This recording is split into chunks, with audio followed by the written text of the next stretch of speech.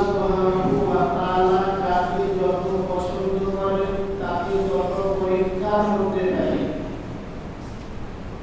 যার যত ঈমান মজবুত তার পরীক্ষাও তত কঠোর হয়।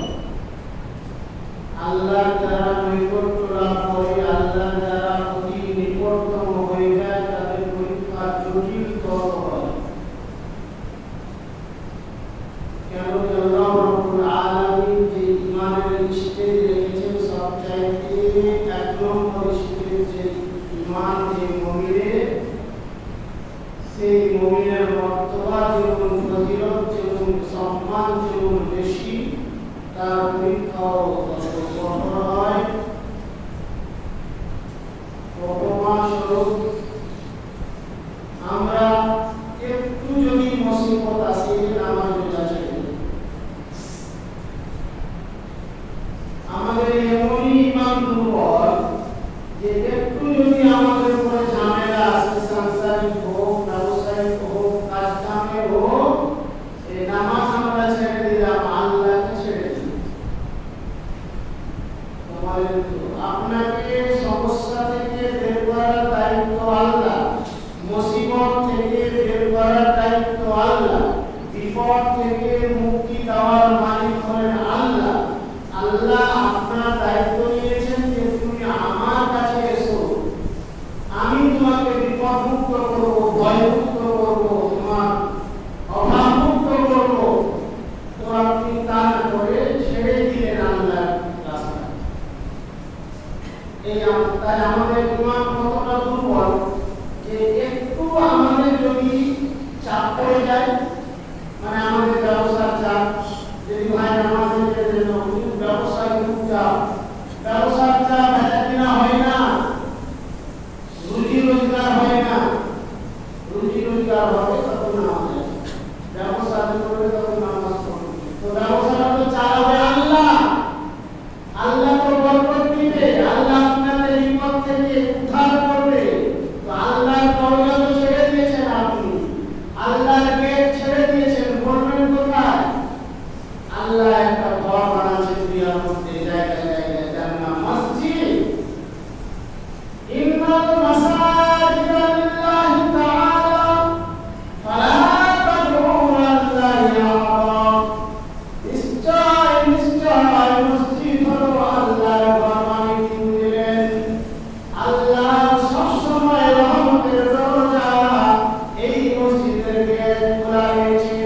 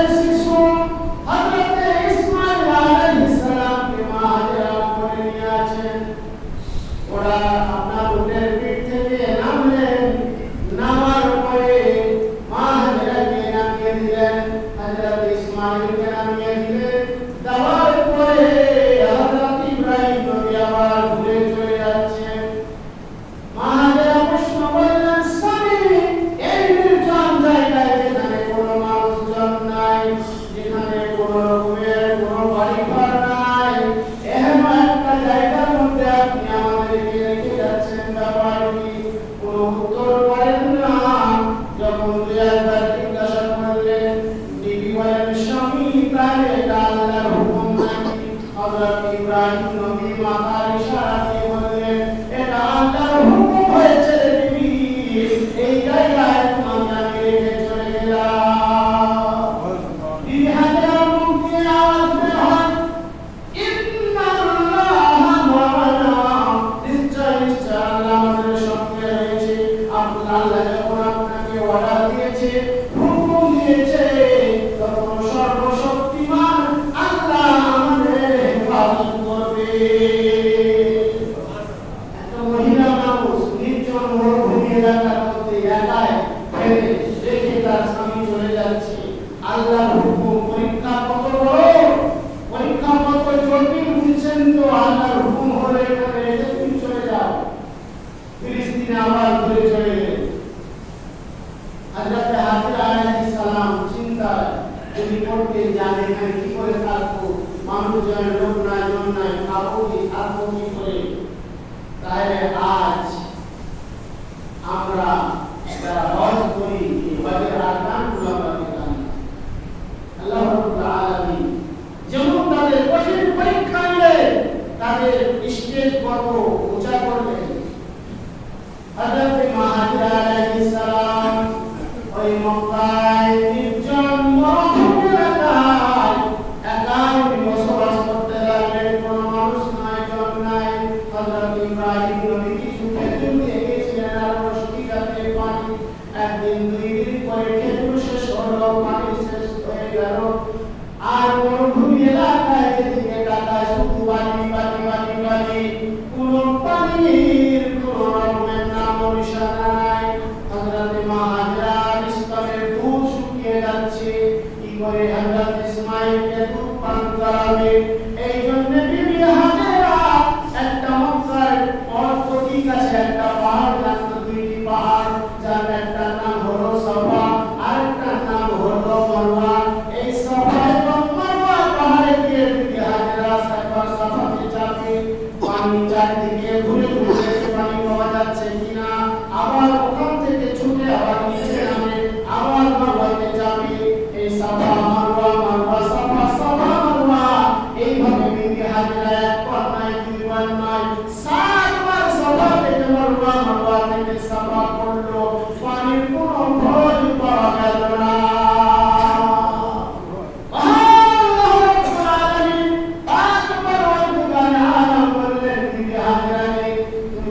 সন্তানের জন্য পানির খোঁজে ব্যাকুল হয়ে আছো, ব্যস্ত হয়ে আছো। আমি আল্লাহ আরেকটা জিনিস ভেবে রেখেছি, এই সাফা মারওয়ায় পানি পাওয়া যাবে না। তুমি যাও, তোমার ছেলের কাছে ঘুরে যাও। বিবি হাজেরা ছেলের কাছে যখন ঘুরে গেলেন, দেখছেন সুবহানাল্লাহ হযরত ইসমাঈল আলাইহিস সালাম ঘুরে রয়েছে। ছোট ছেলে যেমন পা বাজলায়, আর ওই কোনটা এই যেখানে পড়েছে পানিগুলো সরে গিয়ে ওই জায়গা থেকে পানি বেরিয়ে আসছে। বিবি হাজরা চিন্তা করলেন কোনটা আল্লাহর রহমত হলো। এই মরুভূমি এলাকায় যেখানে কোনো পানি পাওয়া যায় না, একটা পানির আশা পাওয়া গেল।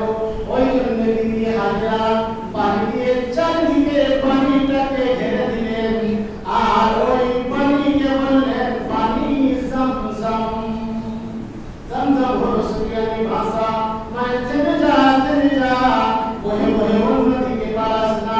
এই জন্য বিবি হাজেরা বালি লঙ্কা করে দিয়ে দূর দিয়ে ফেলে দিলেন যাতে পানি না যেতে পারে। আর জমজম শব্দটা মুখে উচ্চারণ করলেন।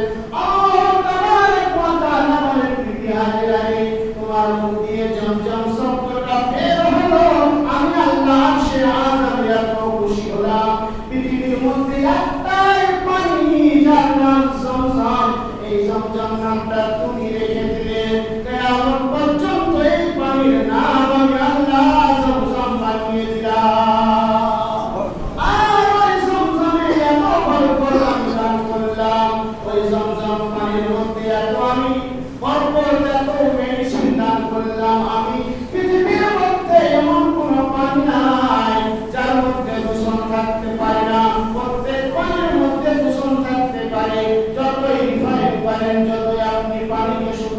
বলেন পৃথিবীর মধ্যে একমাত্র সংসার এমন পানি কোন রকমের আপনাকে শোধন করতে হয় না, কোন রকমের রিফাইন করতে হয় না।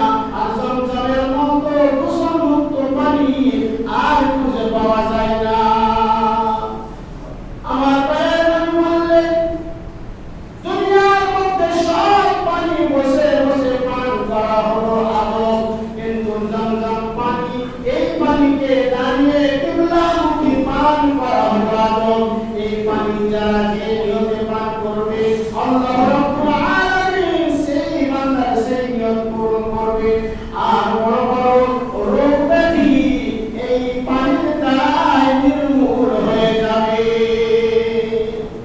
বলেন তো হযরত ইব্রাহিম ইসমাঈল আলাইহিস সালামের গোড়ালি যেখানে হযরত ইসমাঈল এখানে গোড়ালি পায়ের ফুটটা বদলা ছিলেন, ওই জায়গায় কি এমন হলো যে আল্লাহ রাব্বুল আলামিন এমন পানি দান করলেন যে ওই পানি ওই জামানা থেকে শুরু করে নিয়ে এখন পর্যন্ত হচ্ছে আর লক্ষ কোটি কোটি হাজিরা গিয়ে ওখান থেকে পানি আনছে আর ওখানেও পান করছে, কিন্তু পানি শেষ হয়। আমাদের এই জায়গায় যদি আমরা সামনের 7 কোটি 3 কোটি মানের মধ্যে কিছু গভীরে পানি যায়, পানি আর পাওয়া যায় না, ফের ফেলে দেয়, পরে পানি উঠে না। এই গ্রীষ্মের সময় অনেক অনেক দ্বীপ মাঝের মধ্যে আপনার পানি দেয় না, কিন্তু আল্লাহ কোন দ্বীপ হযরত ইসমাঈলের গোড়ালির নিচে লাগালেন, কত গভীরে লাগালেন, এমন শুদ্ধ পানি দিলেন, আর এত পানি দিলেন ওই পানি আর শেষ হচ্ছে না। আর ওই পানির বরকত আল্লাহ বর্ণনা করে দিলেন। যার যত ঈমান মজবুত তার যত পরীক্ষা হয়। আল্লাহ রাব্বুল আলামিন বলেন বিবি হাজেরা, ও ইসমাঈলের জননী ইব্রাহিমের বিবি, আমি আল্লাহ তোমার সফা মারওয়া ছোটাছুটিটা এত পছন্দ করলাম। যত হাজিগণ হজ করতে আসবে এই মক্কা শহরে, আমি তাদের জন্য একটা এই আরকান হজের মধ্যে বলে দিলাম, সফা মারওয়া যতক্ষণ পর্যন্ত ছোটাছুটি না করবে আমি আল্লাহ তার হজ কবুল করব না। বলেন তো সফা মারওয়া আপনি ছুটে লাভ কি আপনার? ওখানে তো আপনি পানির মধ্যে যাননি, তো সফা থেকে মারওয়া, মারওয়া থেকে সফা বললে হাজিদেরকে যেমন হাজেরা ছুটাছুটি করেছিল বিবি হাজেরা, তোমাদেরকেও ছুটতে হবে, না হলে হজ হবে না। তাহলে আল্লাহ রাব্বুল আলামিন কেমন উপহার দিলেন হাজেরা আলাইহিস সালামকে, যে তুমি যখন আমার উপরে সবর করেছো, ধৈর্য ধারণ করেছো, মরুভূমি এলাকায় তুমি নির্জনে একদম এই জায়গায় স্থান গ্রহণ করলে, স্বামীকে কোনো বাধা দিলে না, স্বামীর কোনো চাপ সৃষ্টি করলে না, তুমি সঙ্গে সঙ্গে জবান দিয়ে বের করলা ইন্নাল্লাহ মা'ানা, অবশ্যই আল্লাহ আমার সঙ্গে রয়েছে। হে বিবি হাজেরা, যখন তুমি আমার উপরে ভরসা করেছো, আমি আল্লাহ তোমাকে পুরস্কৃত করলাম, কিয়ামতের সকাল পর্যন্ত তোমার এই নিদর্শন চাই। রাদিয়াল্লাহু ইসলামিয়া আর বিবি হাজেরা দ্বারাই মক্কা শহর আবাদ হলো। যখন পানির জোগাড় হয়ে গেল, ওই মক্কা শহরের মধ্যে একটা মানুষ ছিল না। বেদুইন যারা ঘুরে ঘুরে বেড়ায়, তারা ওই পানির খোঁজে বেড়ায়, কোথায় পানি পাওয়া যায়। তারা এসে দেখলো এই মক্কার ওই জায়গাতে বিবি হাজেরার কাছে পানি আছে। হাজেরাকে বলল, হাজেরা আমাদেরকে এখানে একটু থাকতে দাও, আর একটু পরে আমাদেরকে পানি দিবা। বিবি হাজেরা বলল, পানি একটা শর্তে দেব, তোমরা যদি আমাকে খাবার দাও পরিবর্তে তোমাদেরকে পানি দেব। আল্লাহ বলছেন যে জায়গায় তোমার পেটের বুদ্ধি কাজ করে না, কোথা থেকে আহার আসবে, কোথা থেকে খাবার তুমি পাবে, কে তোমার রক্ষা করবে, আমি আল্লাহ সব হিসাব করে রেখেছি।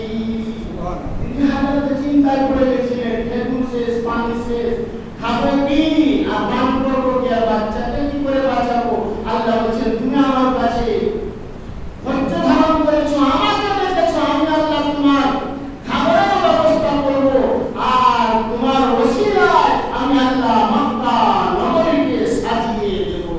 হযরত ইসমাঈল আলাইহিস সালাম এবং হাজেরা আলাইহিস সালামের ওসিলায় আবার মক্কা নগরী সাজতে লাগলো।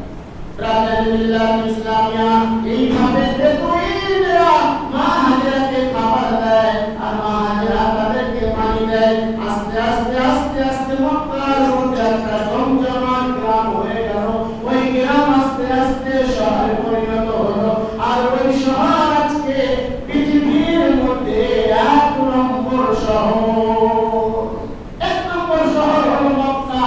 আরে তুমি লন্ডন, জাপান, জার্মান, ইংল্যান্ড, পারস্য যেখানে যাও না কেন, মক্কার মতো সুন্দর, মক্কার মতো রহমতের নগর আর কোনো জায়গায় পাবে না।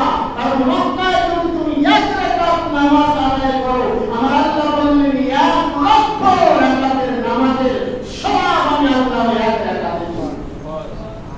তো সওয়াবগুলো হলো মা হাজেরা এবং হযরত ইসমাঈল আলাইহিস সালামের ওসিলা। তাদের পরীক্ষা কত কঠিন হলো, যার বর্ণনা আপনারা শুনলেন যে নির্জন মরুভূমি এলাকায় স্বামী রেখে চলে গেল। কি খাবে, কি করবে, কোন চিন্তা না, আল্লাহর উপর ভরসা করলো। তা আমরা কিন্তু ছোট্ট ছোট্ট কাজে যদি আল্লাহর উপর নারাজ হই, আল্লাহর উপর আমরা আবার নারাজ হয়ে যাই।